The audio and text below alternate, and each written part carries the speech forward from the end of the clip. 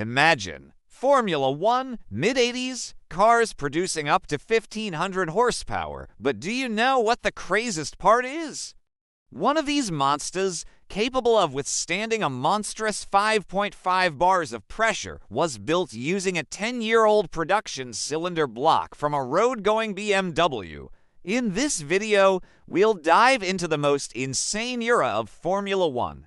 From Renault's first, constantly braking turbo engines to the insane 1,500 horsepower power war. We'll uncover the secret of the flame-spitting grenade engines and learn how this furious power was tamed. Prepare for a journey into a world where engineers dared to defy common sense. Watch this video to the end, and you'll understand how the thirst for speed forever changed motorsport. This thirst for speed pulsed in the minds of Renault engineers when, in 1977, they brought something unprecedented to Formula One races. A car rolled onto the starting grid that outwardly looked no different from dozens of other machines of that era. But beneath its bright yellow livery, deep within the chassis, lurked a real ticking time bomb, the Renault Gordini EF1 V6 engine. It was the first turbocharged engine in Formula One history, and the motorsport world hadn't yet realized it was witnessing the birth of a new era. Imagine 1977. Formula One was the realm of naturally aspirated V8s, mighty yet predictable. Then Renault appeared with their V6, which, thanks to turbocharging, promised previously unseen levels of power. But promises were one thing, and reality quite another. Renault's first steps in the turbo era were agonizingly difficult.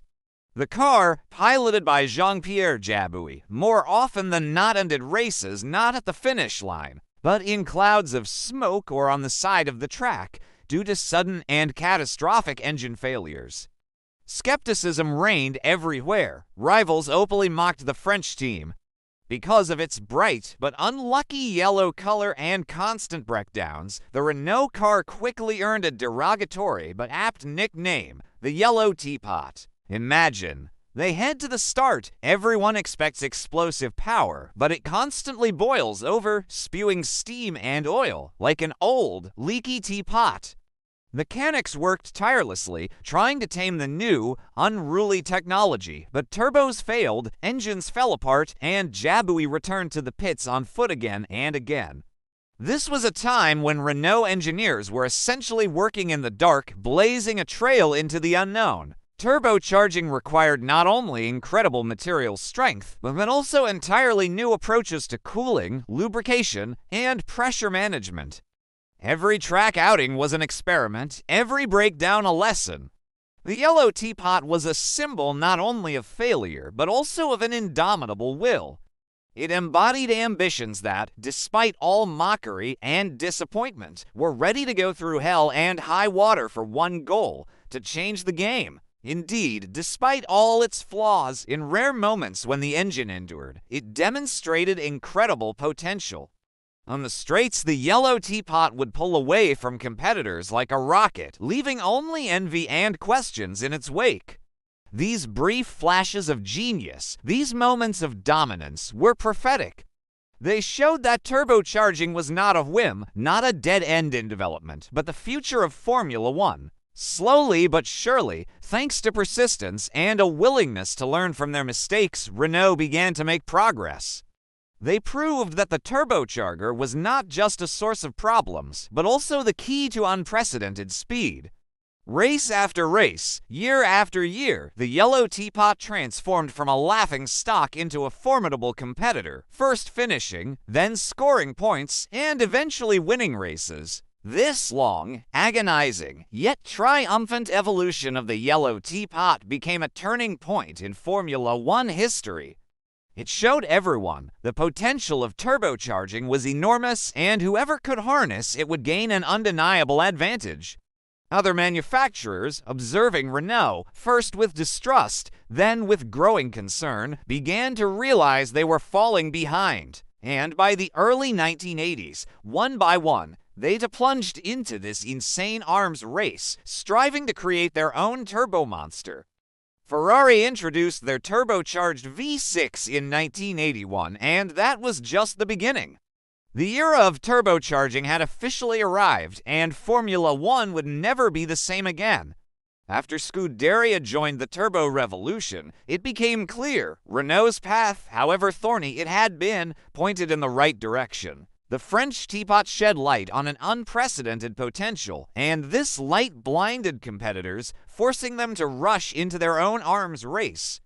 And while engineers in Maranello were perfecting their turbocharged V6, which marked Ferrari's official entry into this new era, the world of Formula One was already preparing for the next, even more astonishing shock. But what truly amazed everyone was BMW's entry onto the scene in 1982. The German conglomerate, uniting with the Brabham team, revealed something incredible to the world: the four-cylinder M12 A13 turbo engine. And it wasn't so much its raw, brutal power, though that instantly instilled awe in rivals, as it was the origin of its very core. Picture this. While other leading manufacturers possessing colossal budgets and resources were developing entirely new, incredibly complex, and high-tech cylinder blocks from exotic alloys, BMW engineers, under the guidance of the brilliant Paul Roche, took a completely different, insanely unconventional path. They took as their foundation 10-year-old production cast iron blocks from ordinary road-going BMW M10 cars.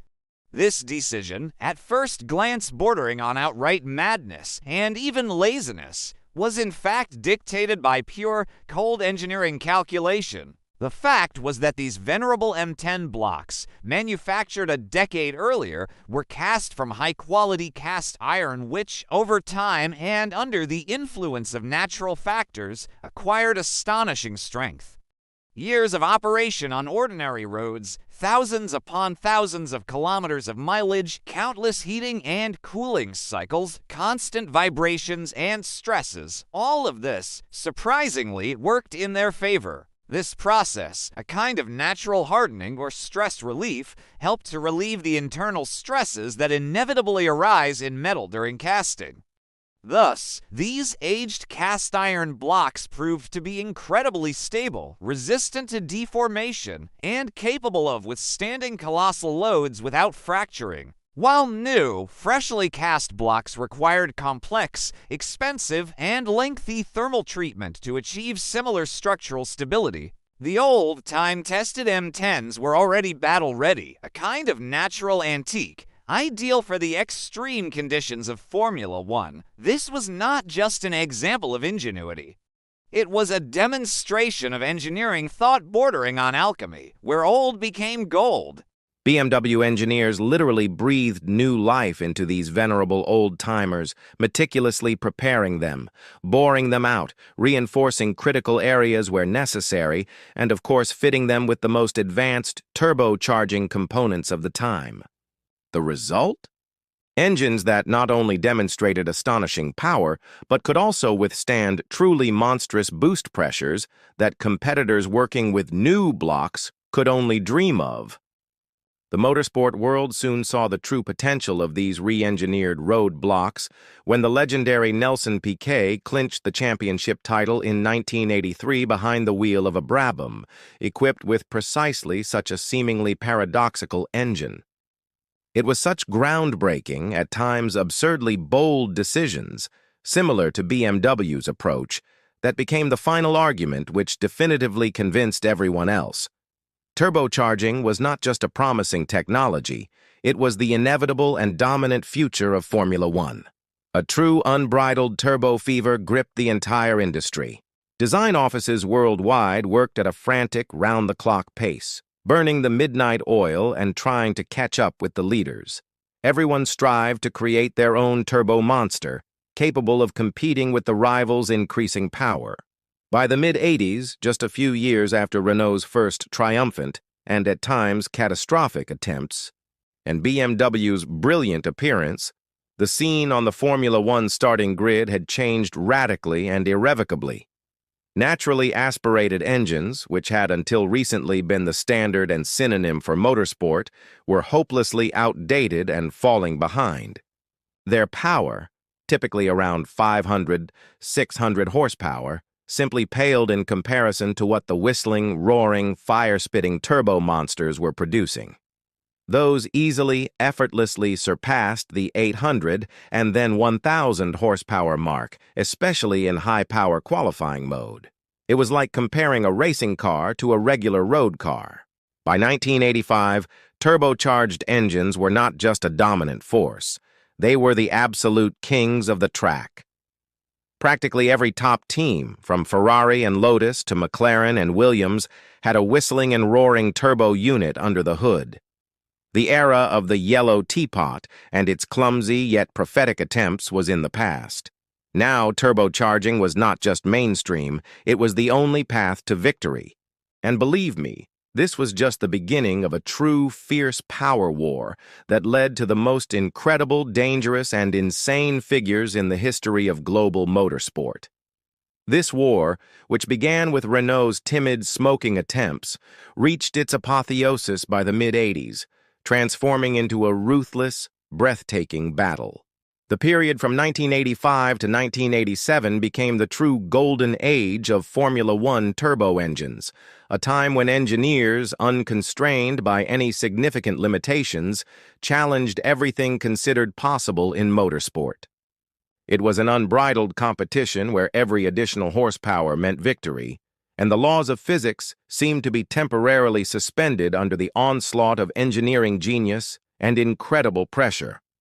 Titans emerged onto the starting grid, the relentless Honda, whose engines powered McLaren and Williams, dominating the tracks, the ingenious BMW engineers, who created a monster for Brabham, the iconic Ferrari, continuing its eternal battle for supremacy, and the elegant Tag Porsche, hiding its ferocious power under McLaren's hood. Each of them was obsessed with one goal: to extract the maximum from the permitted engine displacement, to transform fuel into pure, uncontrolled energy.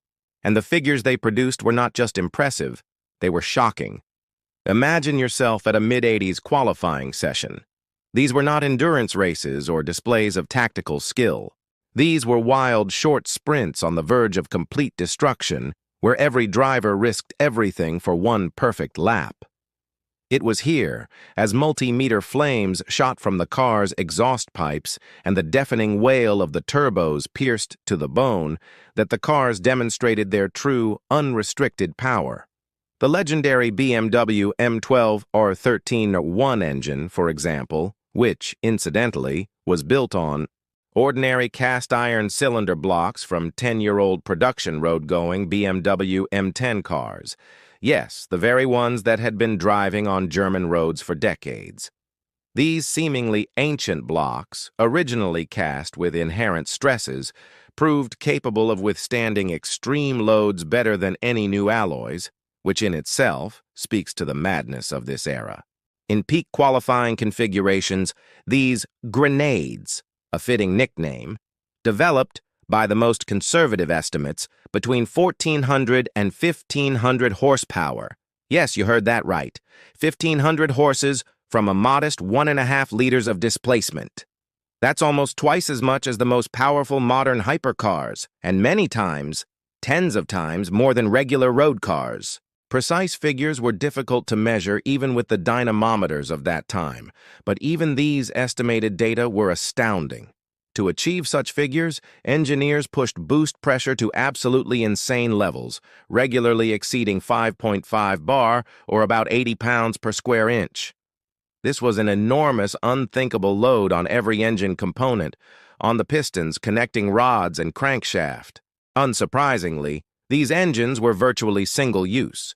They operated at the absolute limit of their capabilities, their lifespan calculated for 1 or 2, maximum 3 qualifying laps, after which they often simply fell apart, literally exploding. Drivers had to handle them with exquisite precision, as one wrong move or too aggressive an application of the throttle could result in disaster at immense speed. And in race mode, where not only speed but also reliability and critically fuel efficiency were required.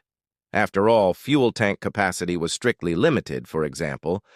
to 220 liters in 1984 and even 195 liters in 1986, power had to be significantly reduced, usually to a more reasonable 800 to 1,000 horsepower. But even these detuned engines were incredibly powerful and thirsty. To somehow combat the infamous turbo lag, that very delay in the turbo's reaction to throttle input, engineers developed early yet highly effective anti-lag systems. These maintained the turbo's rotation even when the throttle was lifted by retarding ignition and enriching the fuel mixture, which resulted in those spectacular long flames erupting from the exhaust pipes upon throttle liftoff, and that characteristic deafening sound that became the hallmark of the turbo era. Every corner, every braking zone turned into a mini fire show, and the straights into a demonstration of pure, unbridled, almost terrifying force. This arms race was a spectacle of unprecedented scale. Engineers seemed to compete not in creating the most reliable or efficient engines, but in who could extract the maximum explosive energy from these metallic hearts. It was an era when technology completely eclipsed common sense, when safety took a back seat to the thirst for speed and absolute supremacy.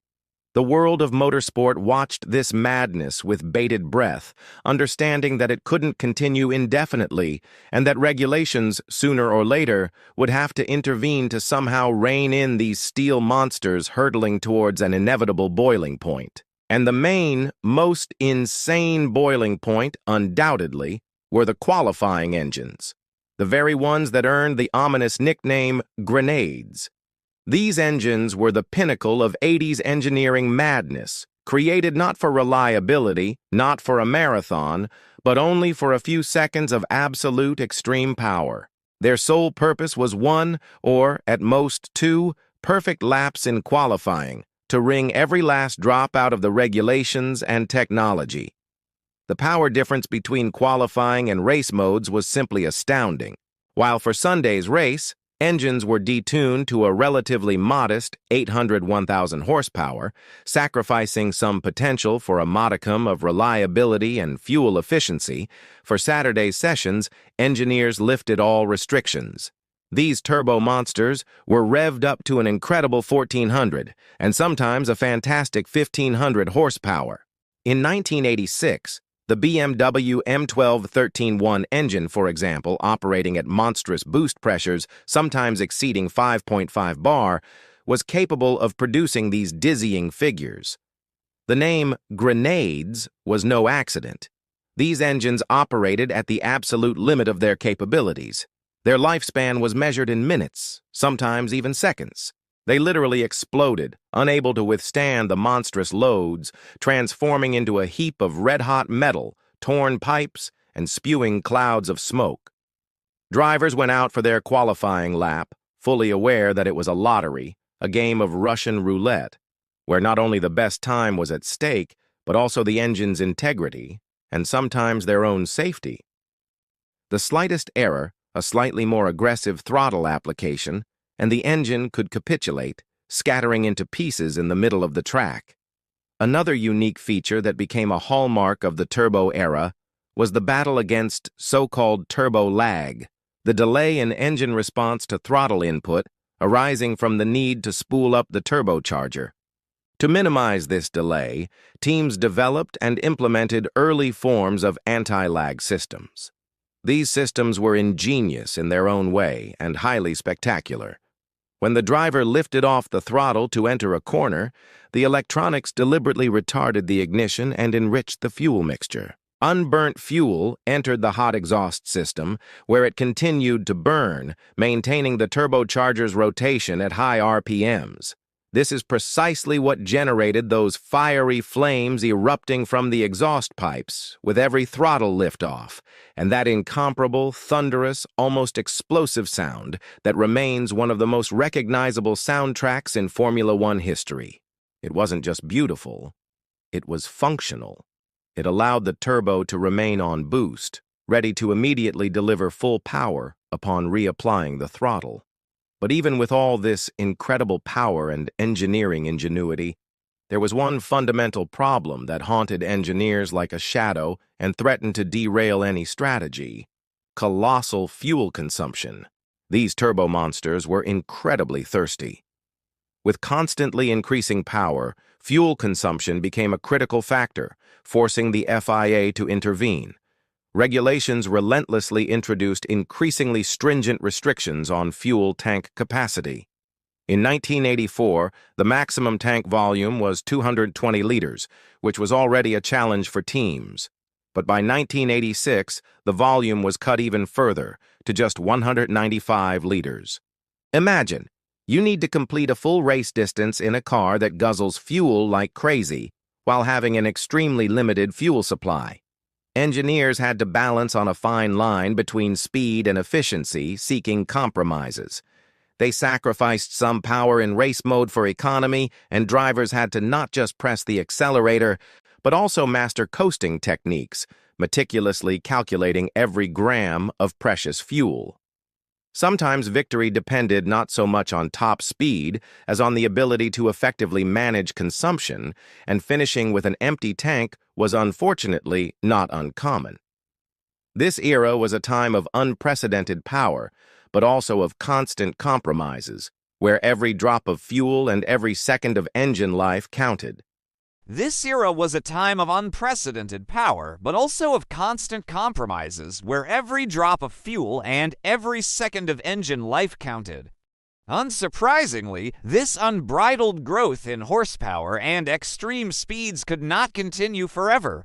The International Automobile Federation, FIA, observed the developments with growing alarm. The 1,500 horsepower on a qualifying lap, which we spoke of earlier, carried colossal risks, jeopardizing the safety of drivers, mechanics, and spectators. The cars became too fast, too unpredictable. It was time to tame these monsters. The first serious step came in 1987. That's when a new, very specific rule came into force. All turbocharged engines had to be equipped with a so-called pop-off valve, an overpressure relief valve. This valve was designed to limit the maximum boost pressure in race mode to 4 bar. Consider this. Back in 1986, engines like the legendary BMW M12 a 13/1 could achieve a monstrous 1,400 to 1,500 horsepower in qualifying, operating at pressures sometimes exceeding 5.5 bars and even higher. These were true grenades, lasting only a couple of laps, which drivers were forced to literally caress to avoid blowing up the engine in the middle of a high-speed straight. The 1987 valve, of course, didn't completely stifle this qualifying spectacle, but it severely impacted consistent race power.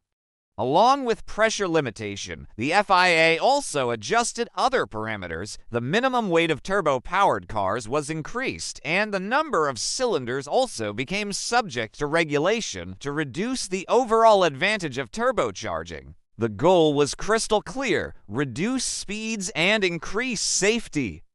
But the truly strangling blow came in 1988. If 1987 was merely a warning, then 1988 became the de facto death sentence for the turbo era.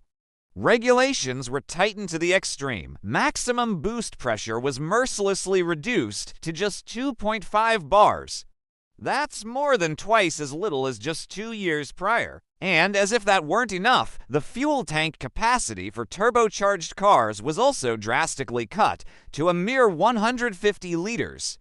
Recall how it was 220 liters in 1984 and 195 in 1986. Every reduction was a blow, but 150 liters with that kind of power, that was already agony. The consequences turned out exactly as the FIA intended. Turbo engines, which had until recently produced up to 1,000 horsepower in race mode, now barely reached 650 to 700 horsepower. In qualifying, of course, they could still put out 800 to 900 horsepower, but this was merely a shadow of their former glory. Recall the power war of 1985 to 87, where Honda, BMW, Ferrari, and Tag Porsche squeezed absolutely everything out of their engines. And so, in a single season, these mighty giants transformed into relatively modest competitors. While turbo engines suffered under the yoke of regulations, naturally aspirated engines, previously hopelessly lagging, suddenly regained a chance. They had no boost pressure limit, for they simply had no boost and, no less importantly, were not so severely restricted in fuel tank capacity. This allowed them to significantly close the gap and become competitive once more. 1988 became something of a swan song for the turbo era. It was a transitional year, clearly foreshadowing that the days of turbocharging in Formula One were numbered. The era, initiated by Renault's yellow Teapot and reaching its peak in the insane years of 1986-87, was coming to an end. The FIA successfully tamed the beast, but the price for this was not only a reduction in speeds, but also a complete abandonment of this technology, and it came. In 1989, 12 years after the timid debut of Renault's yellow Teapot in 1977, turbocharged engines finally exited Formula One. The FIA's decision was final and irreversible. The forced induction era concluded, giving way to a return to more familiar naturally aspirated units, V8, V10, and V12. This was not just a ban on one technology. It was an acknowledgement that the unbridled power war had reached a dangerous peak from which an urgent exit was required. The legacy of the turbo era cannot be overstated. It forever changed the engineering approach in Formula One, pushing designers to the limits of what was possible. If at the dawn of turbocharging in the early 80s Renault and Ferrari with their V6 turbo engines seemed like oddities, then by the mid-decade by 1985 practically every top-tier team was equipped with a turbocharged engine and naturally aspirated motors were hopelessly lagging. It was during this period, from 1985 to 1987, that a true battle of giants unfolded, where Honda, BMW, Ferrari, and Tag Porsche pushed each other to levels of power that no one had ever dreamed of before. Imagine engines like the BMW M12 13/1, which in 1986 qualifying mode produced from 1400 to an incredible 1500 horsepower. These figures, of course, were estimates, as even the best dynamometers of that time struggled to cope with such power. The power was achieved at extreme boost pressures, sometimes exceeding 5.5 bars, or 80 pounds per square inch. Engineers stopped at nothing. Recall how BMW, for instance, used cast iron blocks from 10-year-old production road-going cars for its M12 13. Because these blocks, having already endured years of heating and cooling cycles, proved stronger than new ones for the extreme loads of turbocharging. It was an insane, yet brilliant approach. However, this power came at a price. These qualifying grenades, as they were dubbed, operated at their absolute limit, lasting only a few laps, or even less, before catastrophic failure. Drivers had to handle them with exquisite precision, even for a single fast lap. For races, the engines had to be significantly detuned, usually to 800 to 1,000 horsepower, to ensure at least minimal reliability and some degree of fuel efficiency. Fuel, specifically, became the Achilles heel of turbo engines. Colossal power meant colossal consumption. The FIA attempted to curb this appetite by introducing strict restrictions on fuel tank capacity, from 220 liters in 1984 to 195 in 1986, and then down to a mere 150 liters in 1988. This forced engineers to seek new approaches to efficiency, developing more precise fuel injection and engine management systems. To combat the troublesome turbo lag, early forms of anti-lag systems were developed, which maintained the turbocharger's rotation even during throttle lift-off, resulting in those spectacular flames from the exhaust pipes and the characteristic thunderous sound that became the era's hallmark. By 1987, the FIA introduced pop-off valves, limiting boost pressure in the race to 4.0 bars in an attempt to reduce speeds and increase safety. But this was only the beginning of the end. 1988, with its further restrictions to 2.5 bars of pressure and a 150-liter tank, became a transitional year when turbo engines, now producing only 650 to 700 horsepower in the race, began to yield to the resurgent naturally aspirated engines. The lessons of the power war were learned harshly, but thoroughly. The turbo era showed that an unbridled pursuit of speed, if uncontrolled, can be destructive. It forced the sport to reevaluate its values, placing greater emphasis on safety, reliability, and, yes, even financial feasibility. But despite all restrictions and the eventual ban, the turbo era of the 80s remains one of the most exciting and legendary periods in motorsport history.